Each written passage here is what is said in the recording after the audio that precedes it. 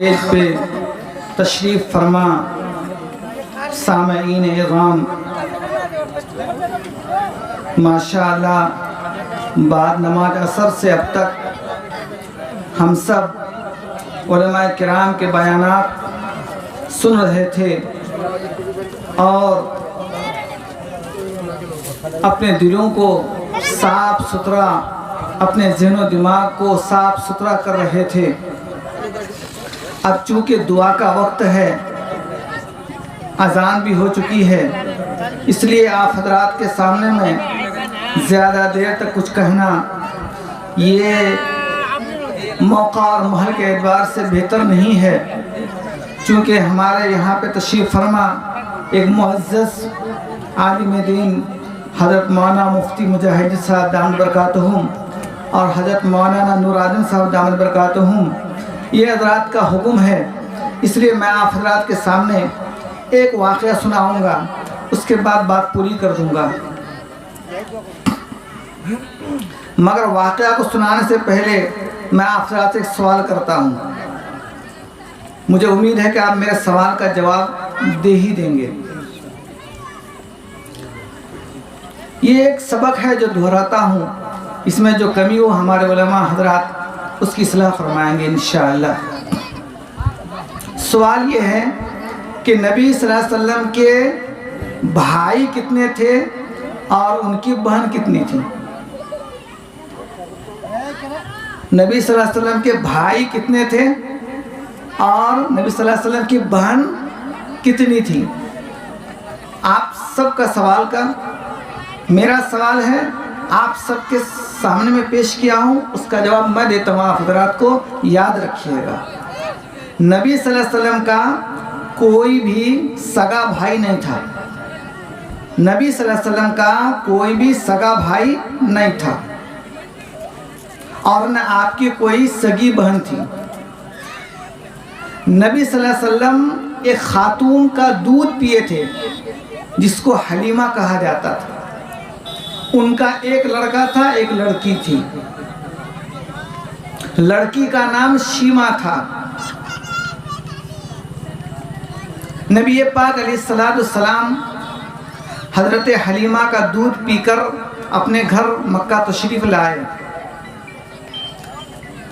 40 سال کی عمر میں آپ کو نبوت ملی، 13 سال تک آپ نے مکہ میں دعوت اور تبلیغ کا کام انجام دیے۔ اس کے بعد پھر آپ مکہ سے مدینہ منورہ تشریف لائے۔ شیما بہن کو علم ہو چکا تھا کہ میرا بھائی محمد یہ اللہ کا بہت ہی نیک بندہ ہے، اللہ کا بھیجا ہوا رسول ہے، تو چلتے ہیں اپنے بھائی کو دیکھتے ہیں۔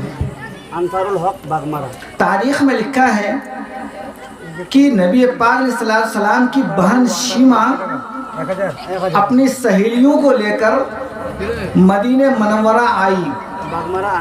جب مدینہ منورہ آئی تو اس وقت کا نظام یہ تھا کہ مدینہ کے اندر جو قافلہ داخل ہوتا تھا تو اس کی چھان بین ہوتی تھی کہ یہ قافلہ کہاں سے آیا ہے۔ بہرحال چھان بین ہوئی، چھان بین کے بعد پتہ چلا کہ یہ قافلہ بنو سعد کا قافلہ ہے اور یہ فلاں مقام سے آیا ہے۔ اس قافلہ میں جتنی عورتیں تھی سب عورت ہی عورت تھی۔ یہ ایک عورت بہت ہی جرأت مند، بہت بہادر عورت، وہ کہنے لگی کہ جاؤ محمد کو جا کے کہہ دو کہ تمہاری ایک بہن تم سے ملاقات کے لیے آئی ہے۔ صحابی رسول بھاگتے ہوئے نبی کے پاس آئے اور کہنے لگے، اے اللہ کے نبی، ایک لڑکی ہے جوان، بہت ہی بے ڈر لڑکی ہے، اور وہ کہہ رہی ہے کہ جاؤ جا کے کہہ دو محمد کو کہ اس کی بہن آئی ہے ملاقات کے لیے۔ پیارے نبی نے فرمایا، جاؤ اس خاتون کو، اس لڑکی کو بلا کر لاؤ۔ ادھر نبی پاک علیہ السلام बहन शीमा का नाम सुनकर इतना झूम जाते हैं और इतनी खुशी महसूस कर रहे हैं। घर वाले को कह रहे हैं कि आज ज़माने के बाद मेरी बहन मुझसे मुलाकात के लिए आ रही है, तुम घर को सजाओ, घर को संवारो, इसलिए कि आज मेरी बहन की पहली मुलाकात का आज दिन है। मेरे भाइयों, मेरे बुजुर्गों, नबी पाक अलैहिस्सलाम की बीवियां घर को सजा रही हैं, घर को संवार रही हैं। इतने में बहन शीमा प्यारे नबी जनाब मोहम्मद रसूलुल्लाह सल्लल्लाहु अलैहि वसल्लम के पास आकर खड़ी हो जाती है। प्यारे नबी सल्लल्लाहु अलैहि वसल्लम ने जब अपनी बहन शीमा को देखा, बेताब हो गए, खुशी और मसरत से झूमने लगे और अपनी बहन को बहुत ही प्यार और मोहब्बत के साथ कहा, ऐ मेरी प्यारी बहन, ऐ मेरी चहेती बहन, तुम ऊँटनी पर से उतर आओ, मैं तुझे गोद ले लेता हूँ, मैं तुझे मोहब्बत और प्यार से आज तुझे गोद लेता हूँ। मेरे भाई, मेरे बुजुर्गों, बहन शीमा ऊँटनी पर से उतरती है और उतरने के बाद प्यारे नबी सल्लल्लाहु अलैहि वसल्लम से लिपट जाती है। अल्लाह के नबी सल्लल्लाहु अलैहि वसल्लम जो आपके जिस्म अतहर पर चादर थी वो चादर को बिछा दे रहे हैं। सहाबा परेशान है, कहने लगे, ए अल्लाह के नबी, आप नबी वक्त हैं, आप पाकीज़ा हैं, आप पाक हैं, आपकी चादर पाक है। एक पाक चादर, एक नबी की चादर को एक मुशरिक औरत के लिए, एक काफिर औरत के लिए कैसे बिछाई जा सकती है? प्यारे नबी ने फरमाया कि सुनो, मुशरिक जरूर है, काफिर जरूर है, लेकिन वो मोहम्मद की बहन है, इसलिए मोहम्मद की खुशी इस बात पर है कि आज मोहम्मद अपनी बहन के लिए अपनी चादर को बिछा दे। दुआ फरमाइए अल्लाह हम सब को भी अपनी बहन की कदरदानी की तौफीक अता फरमाए। मेरे भाइयों, मेरे बुजुर्गों, प्यारे नबी जनाब मोहम्मद रसूलुल्लाह सल्लल्लाहु अलैहि वसल्लम अपनी पाकीज़ा चादर को बिछा देते हैं। बिछाने के बाद अपनी बहन से कहते हैं, ऐ मेरी प्यारी बहन, तू आज अपने भाई के मुकद्दस चादर पे बैठ जा। बहन कहती है, ए मेरा भाई, मैं तो नापाक औरत हूँ, मैं एक नबी की चादर में कैसे बैठ सकती हूँ? प्यारे नबी फरमाया, ए बहन, आज मोहब्बत का तकाजा ये है, आज मुझे खुशी इसी बात की होगी, आज मुझे मसरत इसी बात की होगी कि तुम अपने मोहम्मद की चादर पे बैठ जाओ। मेरे भाई, मेरे बुजुर्गों, प्यारे नबी इसरार के साथ, जिद के साथ अपनी बहन शीमा को अपनी मुकद्दस चादर पर बैठा देते। अब देखिए आगे क्या होता है। नबी अपनी बहन शीमा को बैठाते हैं और बैठाने के बाद हाल दरियाफ्त करते हैं, ऐ मेरी बहन, तुम्हारा कबीला का क्या हाल है? तुम्हारा सफ़र कैसा गुजरा? कैसे तुम मदीना आए? कैसे हालात हैं मेरी माँ के? कैसे हालात हैं हमारे उस परवरिश करने वाले कबीला और ख़ानदान के? मेरे भाई, मेरे बुजुर्गों, शीमा भाई को देखती है, शीमा मोहम्मद का चेहरा देखती है। देखते देखते नबी का चेहरा, रोब वाला चेहरा, नबी का चेहरा, बशासत वाला चेहरा, नबी का चेहरा, मुकद्दस चेहरा, नबी का चेहरा, पाकीज़ा चेहरा, नबी का चेहरा देखकर घबरा जाती है, रोब तारी हो जाता है, हाथ पर कपकपाने लगता है। नबी फरमाते हैं, प्यारी बहन, क्या बात है, आज तुम अपने भाई को देखकर बजाय खुशी और मसरत के तुम आज कांप रही हो, कपकपा रही हो, हाथ पर तुम्हारा कपकपा रहा है, बात क्या है? बहन कहने लगी, ऐ मेरे प्यारे भाई, ऐ मेरे प्यारे भाई, न जाने क्या बात है, आपका चेहरा देख करके मेरे ऊपर एक रोब तारी हो गया है। प्यारे नबी सल्लल्लाहु अलैहि वसल्लम अपनी प्यारी बहन को मानूस करने के लिए, अपनी प्यारी बहन के दिल से खौफ को दूर करने के लिए फौरन अपने आस्तीन को उठाते हैं और कहते हैं, ऐ मेरी प्यारी बहन, ऐ मेरी प्यारी बहन, देख मेरे हाथ को, ऐ मेरी प्यारी बहन, देख मेरे हाथ को, इसमें कुछ निशानात हैं।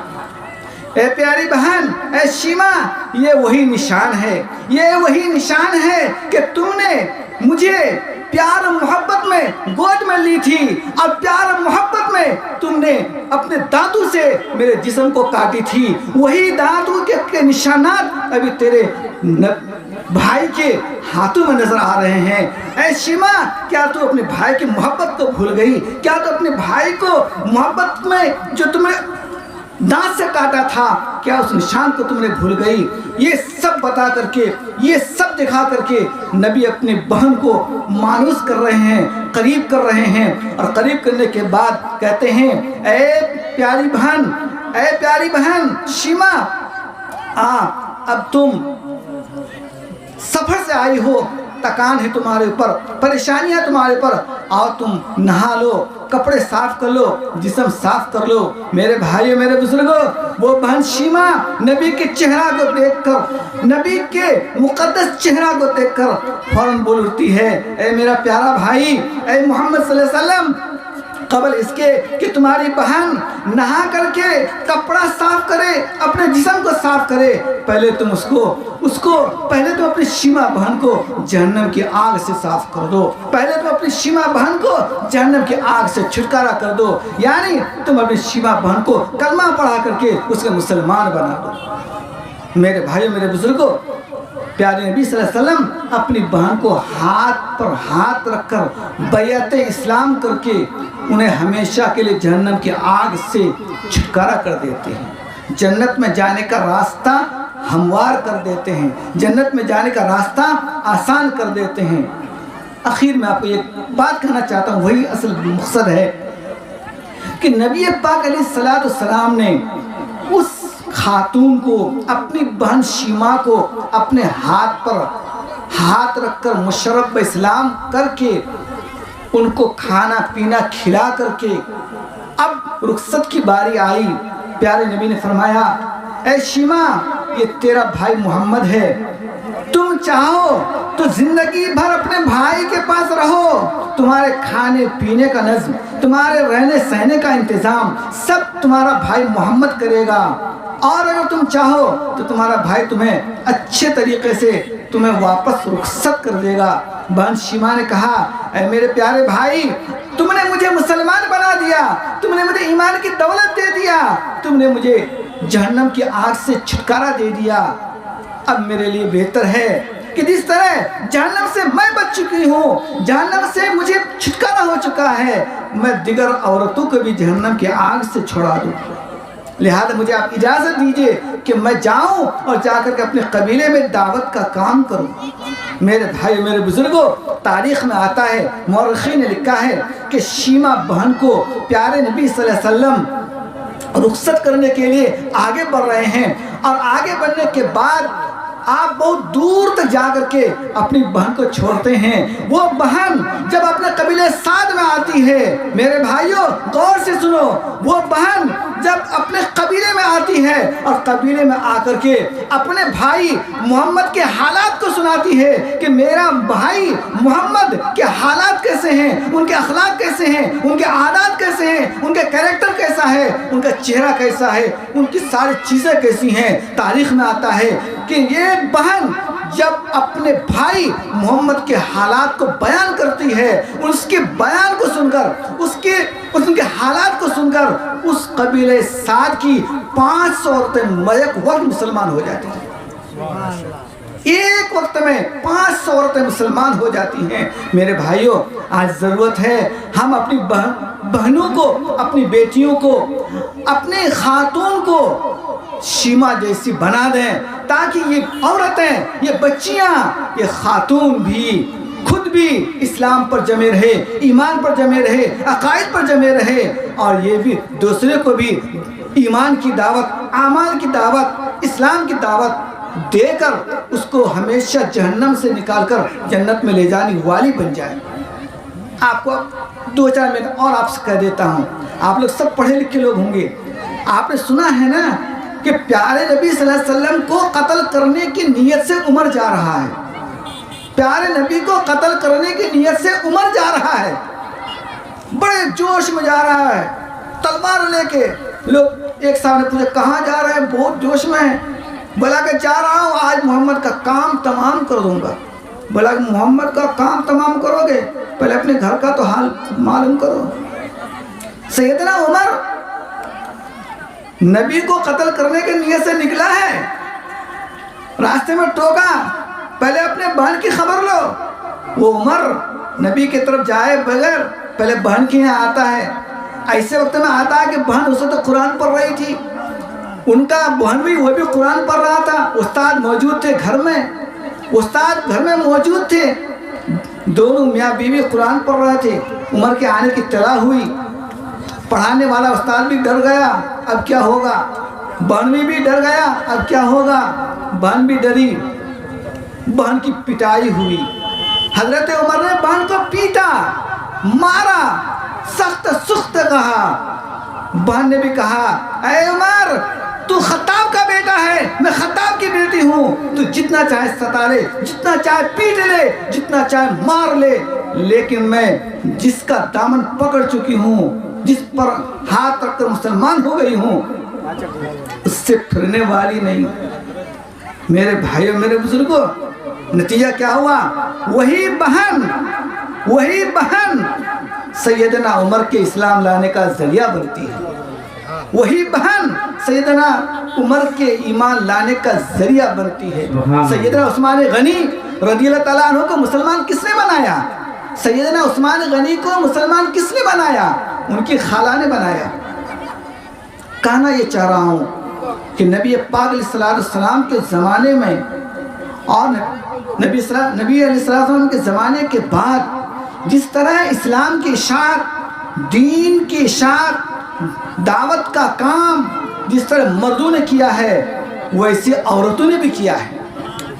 جس طرح صحابہ نے دین کی اشاعت کے لیے اپنے جان اور مال کی قربانی پیش کیا ہے، صحابیات بھی اس سے پیچھے نہیں ہیں، خواتین بھی اس سے پیچھے نہیں ہیں۔ ان حضرات نے بھی بڑی قربانی دی ہے، بڑی قربانی دی ہے۔ تاریخ بہت لمبی چوڑی ہے۔ آپ نے سنا ہے نبی پاک علیہ السلام نے ماں عائشہ کے بارے میں کیا فرمایا؟ پیارے نبی نے فرمایا عائشہ وہ عورت ہے جس کے ذریعہ سے اللہ تبارک و تعالی آدھے دین کی حفاظت کرے گا۔ نبی پاک صلی اللہ علیہ وسلم کے صحابہ جتنے تھے، نبی کے پردہ فرمانے کے بعد ان صحابہ صحابیات میں بڑے ذہین و فتین سیدہ حضرت عائشہ رضی اللہ عنہا تھی۔ تاریخ میں آیا ہے کہ سیدنا عائشہ صدیقہ رضی اللہ عنہا کے شاگرد 18,000 تھے۔ 18,000 صحابہ نے ایک عورت سے علم حاصل کیا۔ سوچنے کی بات ہے، 18,000 مردوں نے، عورتوں نے ایک خاتون سے علم حاصل کیا۔ سوچے کتنا اللہ نے علم دیا تھا۔ اس لیے آج ضرورت ہے کہ جس طرح ہم اپنے بچوں کی تعلیم کا نظم کرتے ہیں، اپنی بچیوں کی تعلیم کا بھی نظم کریں۔ ایک ہمارے مفتی مجاہد صاحب بار بار یہ جملہ دہرا رہے تھے، ملک کے حالات خراب ہیں، ملک کے حالات خراب ہیں۔ آپ نے سنا ہے امارت شریعہ پٹنہ کی طرف سے ایک اخبار چھپتا ہے، اس اخبار میں لکھا ہے کہ صرف 3 سال میں تقریباً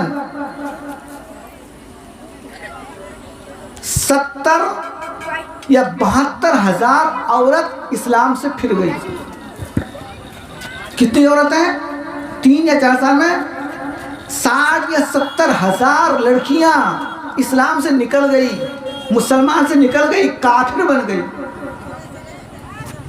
کوئی بچہ کو دیکھا ہے آپ نے؟ کوئی لڑکا کو سنا کہ اسلام چھوڑ دیا ہو؟ کوئی بھی لڑکا اسلام نہیں چھوڑتا ہے، کوئی مرد اسلام کو جلدی نہیں چھوڑتا ہے، مرتد نہیں ہوتا ہے، کافر نہیں ہوتا ہے، لیکن لڑکیاں ہو جاتی ہیں۔ کیوں؟ اس لیے کہ لڑکیاں اسکول کی تعلیم تو حاصل کرتی ہیں، دین کی تعلیم میں پیچھے ہو جاتی ہیں۔ اس کے ماں باپ دنیاوی تعلیم تو ضرور دیتے ہیں، دینی تعلیم نہیں دیتے۔ اس لیے لڑکیاں آج غیروں کے ساتھ، غیر لڑکوں کے ساتھ، ہندو لڑکوں کے ساتھ بھاگ جاتی ہیں، ماں باپ کا نام غارت کر دیتی ہیں، خاندان کا نام مٹا دیتی ہیں، معاشرے کو بدنام کر دیتی ہیں۔ کیوں؟ اس لیے کہ اس کو صرف ایک ہی تعلیم ملتی ہے، اور وہ انگریز کی تعلیم ملتی ہے، وہ اسکول کی تعلیم ملتی ہے، اس کو قرآن حدیث کی تعلیم نہیں ملتی۔